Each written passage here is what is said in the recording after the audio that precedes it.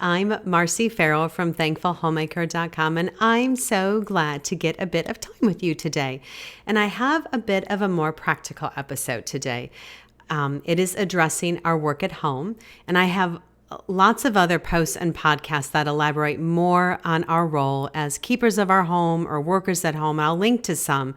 But I want to address, before we begin today, a little bit in the verse Titus 2:5, where we see that phrase in there, worker at home. And I'm beginning this for a purpose because I want you to put this all together as I go through this episode with you. So I want you to have this in the back of your mind. So in Titus 2:5, we see that verse or that section in there that says the phrase worker at home. And in the Greek, it's actually the word, it's spelled out, and I'm just going to spell it. I say it so bad. It's oikoros. So it's oikouros, and it's a compound word.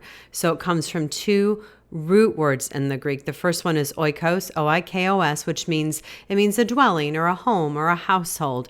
And then ergon, the last part, ergon, and it means to be employed. So today's episode, it's focusing on getting our work done in our homes as being workers at home, being diligent in the tasks that we have to take care of. And in doing that, I'm only sharing today one tool, one simple little tool that has helped me to do that. It's a tool that's been around for a long time. I am sure you have one in your home, all right? I can still picture my grandmother. She had one and it sat on top of her stove. It's a simple kitchen timer, very basic. Before I start, though, I do want to let you know, especially those of you who are following along with the Sermon on the Mount series, I'm coming back to it. The next episode, which will be Blessed are the Pure in Heart on Matthew verse 8, is scheduled to come out Tuesday, January 26th.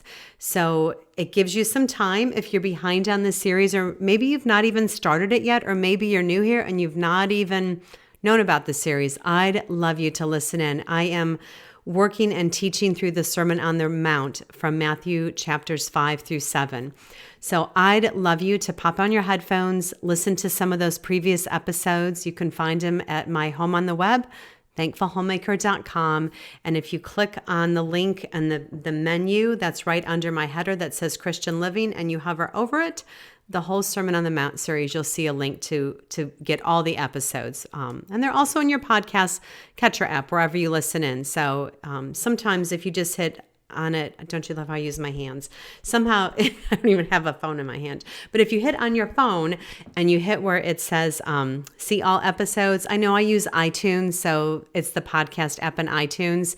But sometimes I'll be missing episodes from certain podcasts and I'll have to hit see all episodes. And then you can scroll through and you can find them all. So again, we're not too far in. I'll link to them in the main show notes at the blog at thankfulhomemaker.com. And another quick one, if you are enjoying your time here on YouTube, because I have those videos on YouTube too. So they're all there in YouTube I think they're in their own area in the Christian Living section there too. You can find them all. So we're not far in, but I'll link to that all. I'll link to the podcast, the YouTube, all that will be in the show notes. And also, if you're enjoying the series here or you're enjoying just being here with me, I so love you to give my video a thumbs up, share it with a friend or two, comment. I love that. I love your comments here. That is so good. It truly encourages me. It helps others find it. And I so am grateful for each and every one of you who has taken the time to do that and taken the time to comment. That is a sweet blessing to me. So thank you. So today's episode is titled A Homemaker's Time-Saving Tool. So let me ask you, because I do this, do you find yourself just flitting from task to task? And at the end of the day, maybe you didn't finish any of them or you only finished a couple of them? Because I'm so good at making my to-do list and then I can start about all the tasks that are before me and then all of a sudden I get distracted, like the phone rings or I get a notification on my phone and maybe I was folding laundry when it happened and then I come back from that distraction and I find myself, instead of going back to folding the laundry, I go walk up to get the mail.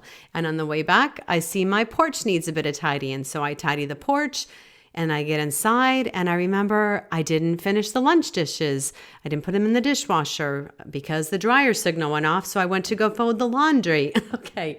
So as I'm loading the dishes, I remember to go back and fold the laundry. And I laughed when I was putting that little scenario together because I thought it kind of sounds like that book that I read to the kiddos when they're little, If You Give a Mouse a Cookie.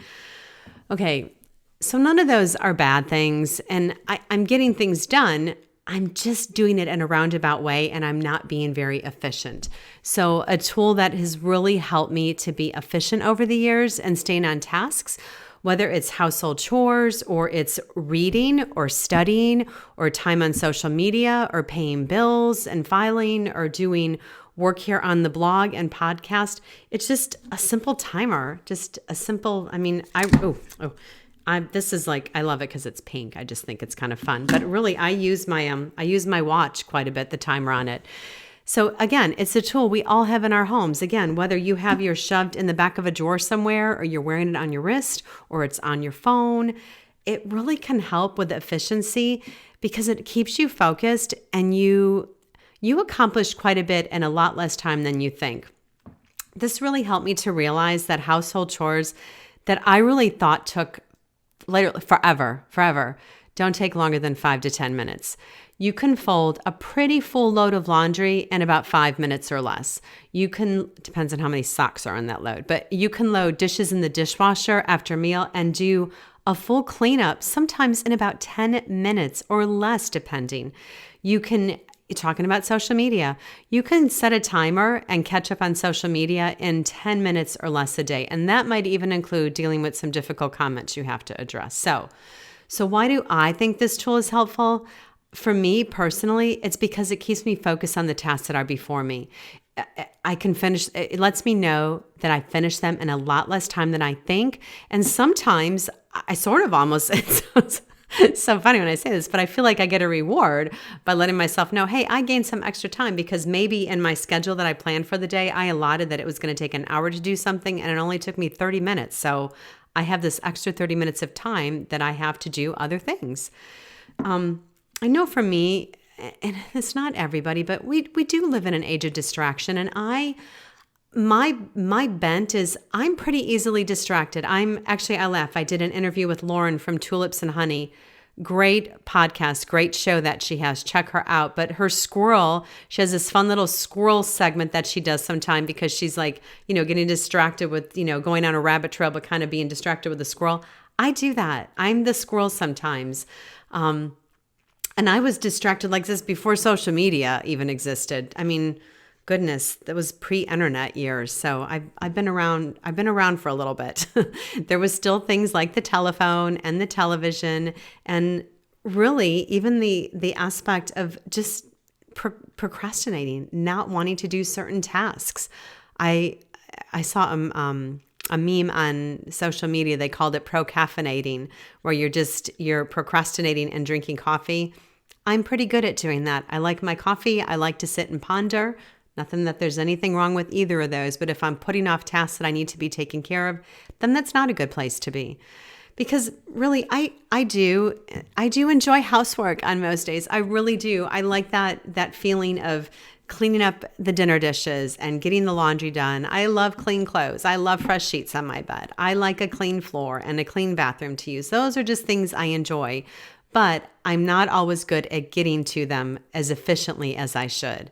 So I have a few that aren't my favorites. And I'm telling you all this even, and I'm the one that's always reminding us to do all our work as unto the Lord, right? To give thanks in and through all things. My blog here is called Thankful Homemaker because I need that continual reminder to be a thankful homemaker.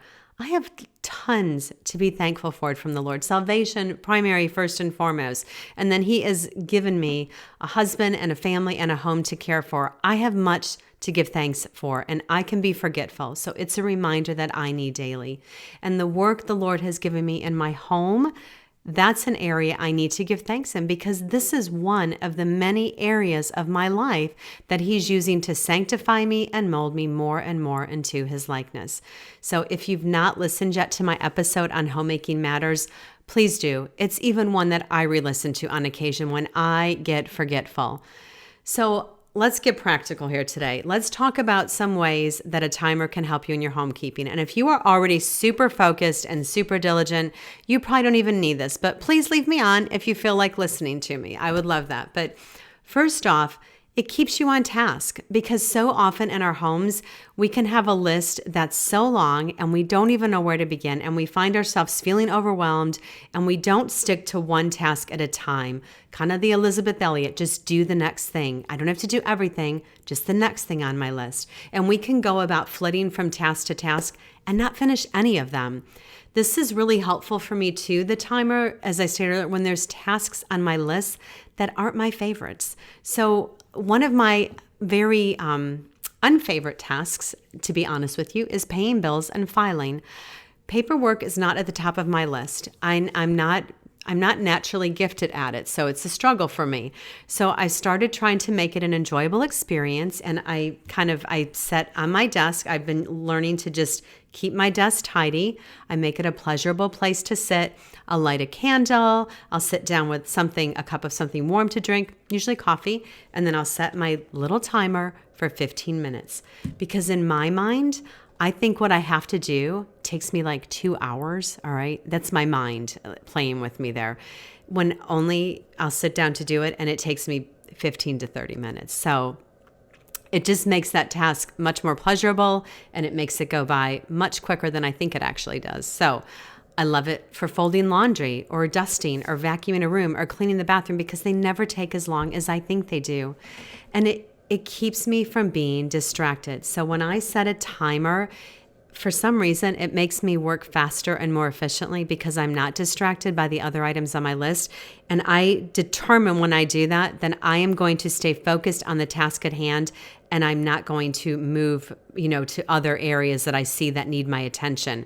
Staying single focus is much more productive, and you usually end up doing a better job and a complete job of the task at hand. So when that timer's going, what I'm not doing is I'm not checking my phone. I'm not worried about all the other items on my to-do list, just the current one I'm committed to. I'll get to those others, and I'll get to them when I'm more focused. And another area where I like to fool myself is I think I'm a good multitasker. And I just did a little research on this. And again, just take it for what it is here. But it says research has shown that our brains are not meant to multitask, that we lose time when we switch from one task to another. I heard about a study, it was at the University of London, that showed multitasking can damage your brain and decrease your IQ levels. So I don't know how true that is, but at my age, I need all the brain capacity I can get. So staying single focused is really good for me. But I've had moments when I'm on the phone and I may be tidying up the house at the same time or folding clothes. And when I do that, I'm not as focused on that phone call, and whoever I'm talking to, they're not getting my good attention. And that's not putting the needs of someone before myself, and it's rude. So I've just learned to sit and talk and focus on the conversation, no different than we're with in-person people like our husband or our children. It is okay to stop. Like even if I'm doing dishes and my husband's talking to me, it's okay, but I can stop and turn the water off and just stand there and talk to him for a moment. Those dishes are going to be there when I'm done with that conversation. So there are some moments where it's good to stop in the middle of what you're doing and just focus on the need of that person before you. So for me, I can listen to certain podcasts and things when I do chores. Actually, when I think about this, I know this is YouTube, but if you listen to my podcast, this is probably one, unless you're maybe doing the Sermon on the Mount, that you could listen to when you're doing other things. I'm not going in depth here, and you're getting good information. You could go back or, remember something in your mind and write it down, whatever it is. But I think about sometimes how many times I do listen to a podcast and my mind is wandering while I'm doing other things, whether it's dishes or laundry or vacuuming or mopping or whatever I'm putzing around with. And I didn't hear all the information that was shared. And then I find myself going backwards to re-listen. So when it's a podcast episode that I really want to learn from, I need to sit and listen without distraction. So basically, in all that rigmarole, if you want to be more productive, stop multitasking. And then if you're wondering and saying, Marcy, does this timer seriously work? All I can say is try it. Just give it a try. Set a timer you already have in your home, either on your watch, on your phone, by your kitchen, whatever that may be, for 15 minutes. Simple timer is great. I do have the timer watch and I use it sometimes for convenience, but I keep, I have two of these little pink ones. I keep one at my writing desk and then I keep one handy in the kitchen to just grab. So start by seeing what's on your to-do list. Set a timer for the allotted time that you think you might need to finish that first task on it. And don't move to that next task. That's like a lot of task next. That's hard to say until you finish the current one you're working on. You're going to accomplish much more than you thought without being distracted. So no distractions means that you don't check Facebook, you don't check your phone, you don't make a phone call, you don't text somebody, you don't watch TV or anything else that you might like to do when you're procrastinating from dealing with the chores set before you. Put it to the test. Set it for 15 minutes. Clean up dinner dishes or fold a load of clothes or dust or vacuum a room. And see how long do those things really take. I think you're going to be amazed at how little time these chores really do take. There is also a technique if you'd like more focused time. There's a favorite timer method out there called the Pomodoro Technique. There's a lot of free apps for it, but all you need for this method is a timer too. Basically, for the Pomodoro method, you set a timer for 25 minutes and you do focused work until that timer goes off. So, and then you would have, after that 25 minutes, then you would have a break period for 5 minutes. And then you begin again. And you're supposed to take longer breaks after every 4 Pomodoros. So I've utilized that method when I need to get some good writing done or blog work done. I've also utilized it when it's been to tackle an extremely long chore list kind of day, or maybe if I'm decluttering an area in my home, like a closet or a pantry, something big.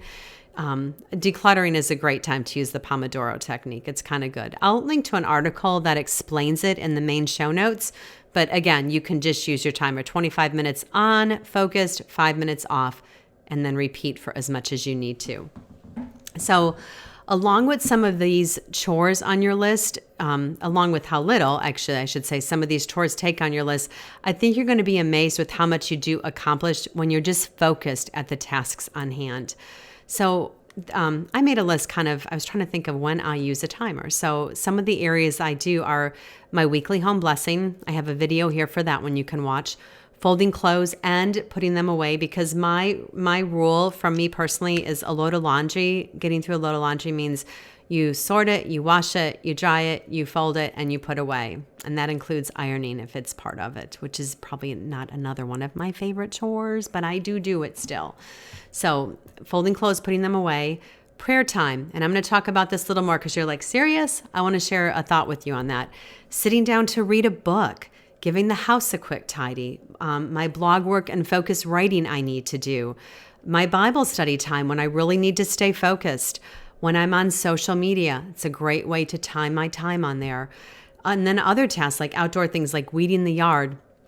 And then I realized, my husband and I, this is kind of funny, I took the Christmas tree. I'm saying that because in earlier videos, it was behind me. Now it's not behind me.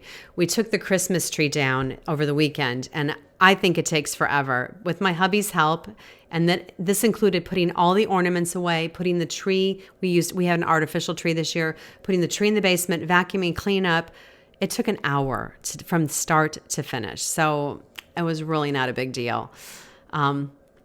But I like to also set a timer to sometimes take a break in the afternoon. So when I get those moments to just sit with a cup of coffee or a cup of tea and read in the Word for a little extra time, or a book, if I'm intentional in doing this, I'm less likely to spend, maybe if I set that timer for I can put this down now. If I set that timer for 15 minutes, I'm doing something focused and that's edifying instead of just, I don't even know, scrolling on social media for a random amount of time. I'm actually able to spend that 15 minutes with time well spent. And all it did was I sat down with a timer and I was intentional. It's like one of my favorite words. I like that word, intentional.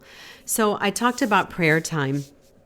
If you struggle in your prayer time with the Lord and staying focused, and maybe this is an area you need to develop and be more disciplined in, maybe you set a timer to pray for 5 minutes to begin, and don't stop talking to the Lord until that time is up. And I think you're going to find over time it's going to keep increasing and it's just going to become a habit and you're not even going to need the timer anymore. And that's kind of the hope with a lot of these chores, that you just continue to be more focused and you see how short they take and you don't even need to do this.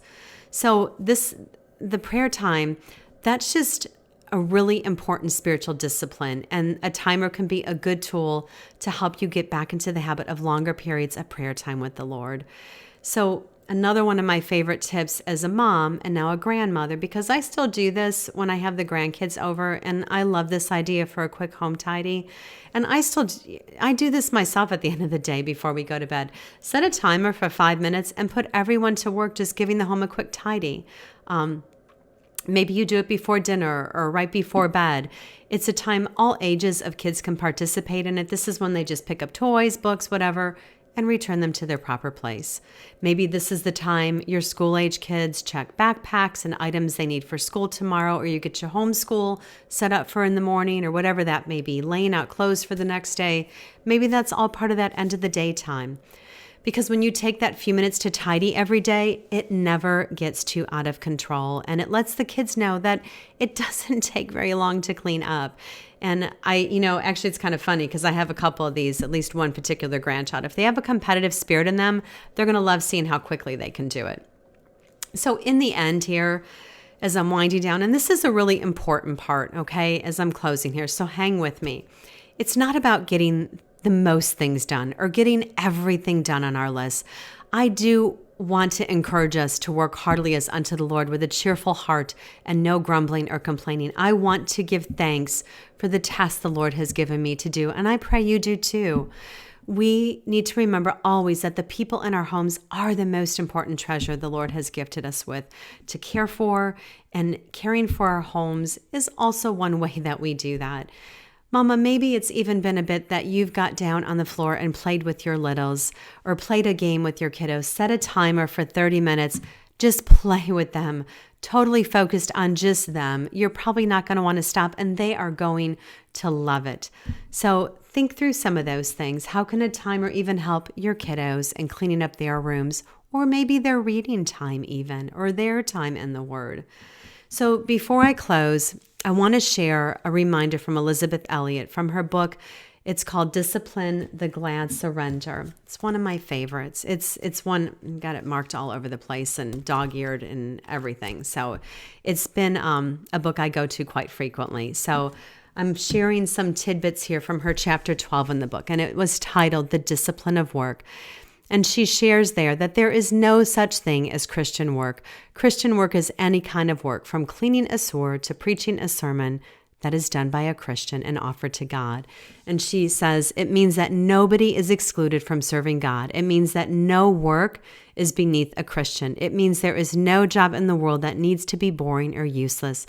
A Christian finds fulfillment not in the particular kind of work he does, but in the way in which he does it.